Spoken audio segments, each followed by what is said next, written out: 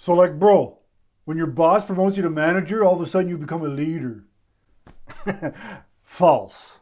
Check out this video if you want to know what it takes to become a leader. Welcome to the channel, Leadership with Mike. On this channel, I help new managers become better leaders, and I do that with no nonsense sense, if that makes any sense. So like I said, let's talk about what a leader is and how you can become one. Because here's a spoiler. Just because you got promoted to manager, you did not get promoted to leader. So the first thing you need to do when you want to become a leader as a person that, you just want to lead, you just want to be a better influence, a better role model, somebody that people want to follow. The first thing you're going to want to do is you need to be comfortable in your own skin. You need to find out, who are you? What do you stand for? What will you not stand for? Will you tolerate somebody telling you to F off? I will. I got no problem with it. But will you? If somebody is chewing a strip off of you, can you just take it? Or do you have a line where you say, enough? I'm not going to tell you what it needs to be, other than the fact that you need to be comfortable with who you are. You need to be comfortable speaking up and advocating for yourself. You can't help anybody else if you can't help yourself. Like in the planes, they tell you to put your own mask on before you help the guy or the kid next to you. I mean, really, could you really put yours on without helping your kid first? But hey, that's what they tell you to do. And when you want to lead, you need to be able to know who you are first. In addition to that, you need to be able to stand up for what you believe in. There is right and wrong. The problem with right and wrong is we all have our own versions. Some people skew a little more to the gray when things are supposed to be black and white. Again, nothing wrong with that. But what are your beliefs? And you need to be able to stand for them. Next, as a leader, you're going to want to learn how to avoid a fight. Now, I'm not talking, put them up kind of fight. I mean, I could be. You might want to avoid one of those. But in the office, in your home life, what can you do to avoid the fight? Not run away from it, but to calm it, to take time to understand as many sides of the other person's issue as you can. What can you do so that you are not combative? This is one that I still need to work on. Because when you can control your emotions and realize that you don't have to fight, that's great. But the flip side of that is standing up for your beliefs, like we just talked about. When will you fight? What will you fight for? Again, these aren't things that you need to tell me. And these aren't things that I can tell you. It's things that you need to know, you as a person. What are you willing to fight for? All the other stuff, how can you make it so that it's not a fight? Does that make sense? In my mind it does. As a leader, we need to learn how to pick our friends. Now I know, you've had this childhood friend that you've grown up with since kindergarten, middle school, whatever. That doesn't mean that that friend needs to stick around. Now I have a few friends that I've grown up with, and we're in completely different books. But good people are good people, and that's why they stick around. But everybody else, they come and go. And let me speak for myself. When I was younger, I may have chosen some people to hang around that weren't the best of influences. They definitely held me back.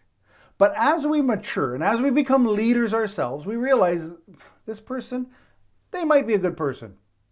But in my world, they're nothing but dead weight. They're slowing me down. And we need to move on.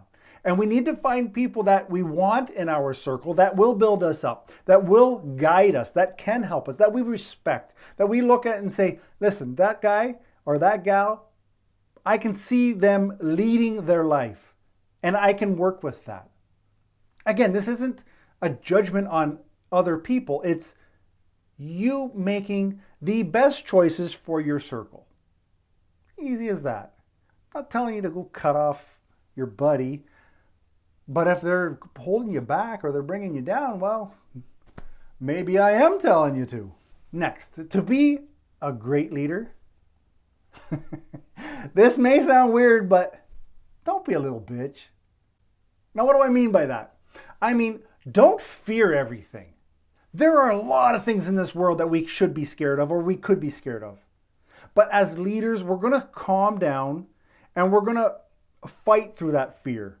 Because a lot of fear, it really happens in our head. It's this BS stories that we've made up about, okay, you just got promoted to manager? Great. Oh no, the 20 staff members are going to hate me and they're going to spit in my coffee and they're going to, throw me under the bus. Well, that may happen. I mean, it's highly unlikely somebody's going to spit in your coffee, but anyway, we need to fight fears. Fear is something that was given to us forever ago to help us stay alive.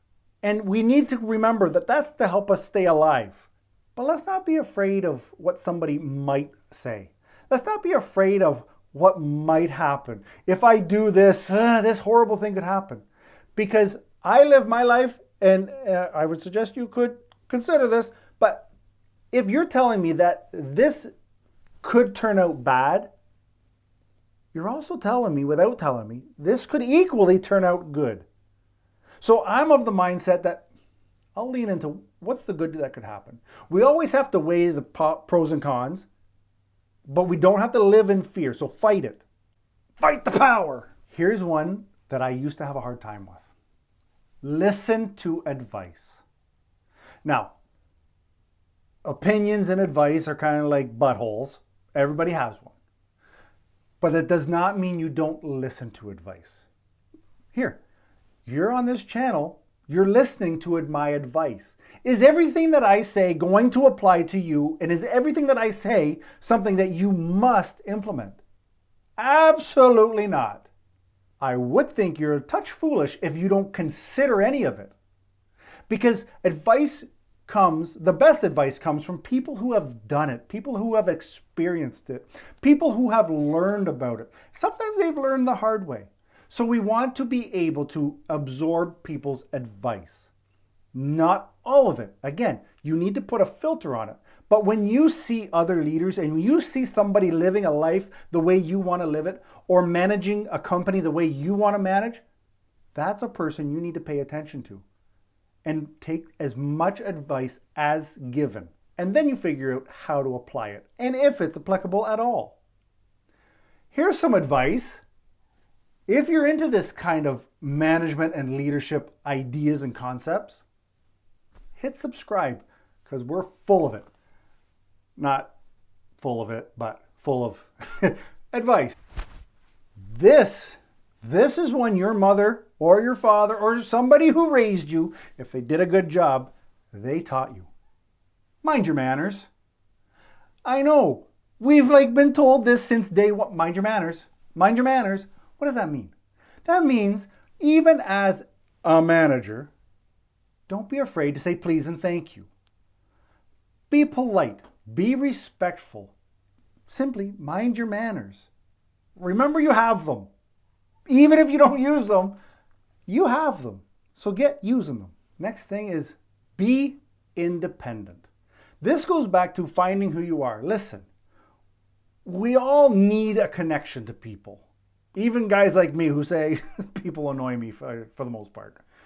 But we all need a connection to people. That said, we also need to learn to be independent. We need to know as leaders that we are able to make our own decisions and that we believe in ourselves. We know that we individually can do what we need to do. We can come up with the ideas. We can come up with the decision to succeed, the decision to try something new. We don't need to follow the crowd. We know that if everybody's doing this, there's a great chance that there's something over here and we should do that.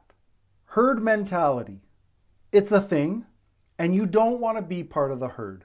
If you've been independent and you've used your own thought process and you believe that going with the herd is the best decision, That's fine.